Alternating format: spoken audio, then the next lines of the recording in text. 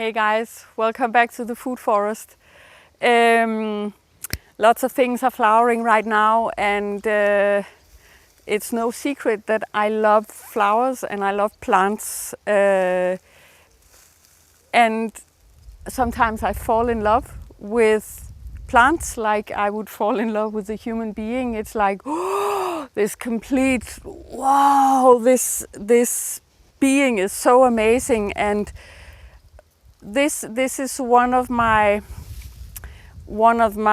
lasting love affairs. It's an angel's fishing rod, and I saw it first time when we were in New Zealand, and I think I almost died. It was like a huge plant with these flowers coming out 2 meters long and just waving in the wind. And I think it's such a delicate, such a graceful flower. And so I did bring back some seeds, and now it's flowering in my garden, and every year it makes me completely happy.